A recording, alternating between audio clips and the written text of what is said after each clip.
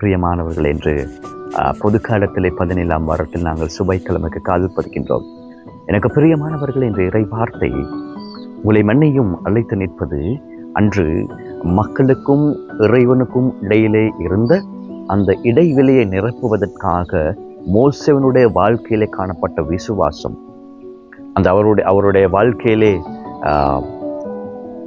இறைவனோடு இருந்த அந்த உறவு விசுவாசத்தோடாக மீண்டும் அவர்களை ஒன்று சேர்க்க, இறைவனோடு ஒன்று சேர்ப்பதற்கும் மோசேனுடைய வாழ்க்கையிலே இறைவனோடு அந்த உடன்படிக்கையை மேலும் மேற்கொள்வதற்கு ஒரு பாலமாக அமைந்ததை பார்க்கின்றோம்.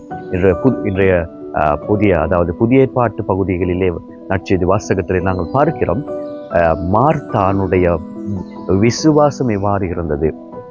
இறைவனை முதலாக தன்னுடைய சகோதரனை இறந்திருக்கின்ற பொழுது அவரை மீண்டும் உயிர் கொடுக்க முடியும் என்ற விசுவாசம் மார்த்தானுடைய வாழ்க்கை, அந்த உடன்படிக்கை, மார்த்தாவும் இயேசுவும் இடையிலே காணப்பட்ட அந்த உடன்படிக்கை மிகவும் வலுப்பெற்றதாகவும் மற்றவர்களுக்கு ஒரு சான்று பகரக்கூடியதாக இருக்கின்றதை நாங்கள் பார்க்கின்றோம். அன்பார்ந்தவர்களே, இறைவனை நம்புகின்ற ஒவ்வொருவருடைய வாழ்க்கை இவ்வாறானதாக இருக்கின்றது. அவரை நம்புகின்றவருடைய வாழ்க்கை, விசுவாசிக்கின்றவருடைய வாழ்க்கை ஒருபோதும் அவர்கள் கைவிடப்பட மாட்டார்கள்.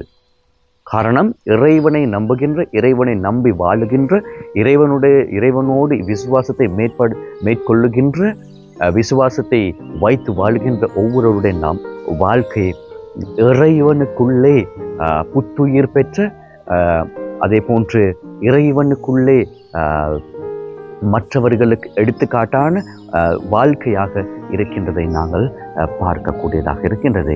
எனவே அன்பார்ந்தவர்களே, நாங்கள் எங்களுடைய வாழ்க்கையிலே மனிதர்களை நம்பி வாழ்வதை விட, எங்களுடைய பலத்தை நம்பி வாழ்வதை விட, எங்களுடைய எண்ணங்களை நம்பி வாழ்வதை விட, இந்த உலகத்தை நம்பி வாழ்வதை விட, உலகத்தில் இருக்கின்ற பொருட்களை நம்பி வாழ்வதை விட, இறைவனை நம்பி வாழுகின்ற பொழுது அன்பார்ந்தவர்களே, நாங்கள் இப்பொழுது எதிர்பார்க்கின்றவற்றை சில சந்தர்ப்பத்திலே எங்களுக்கு பெற்றுக்கொள்ள முடியாமல் இருக்கலாம்.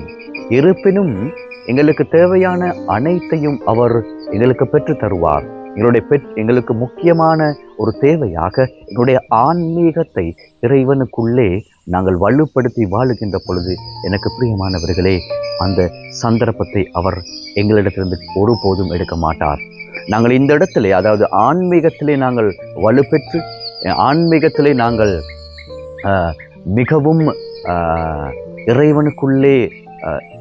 இறைவனுக்குள்ளே வாழுகின்ற அந்த ஆன்மீகமாக நாங்கள் வாழுகின்ற பொழுது, எனக்கு அன்பார்ந்தவர்களே, எங்களுடைய வாழ்க்கையிலே நாங்கள் எடுக்கின்ற தீர்மானங்கள், செய்கின்ற ஒவ்வொரு வேலை திட்டங்கள் மற்றும் எங்களுடைய எதிர்பார்ப்புகள், எங்களுடைய நோக்குகள் அனைத்தையும் அவர் எங்களை ஒவ்வொரு சந்தர்ப்பத்திலையும் வழிநடத்தி எங்களை ஆசீர்வதித்துக் கொண்டிருக்கின்றார் என்ற விசுவாசத்திலே நாங்கள் வாழ்வோம்.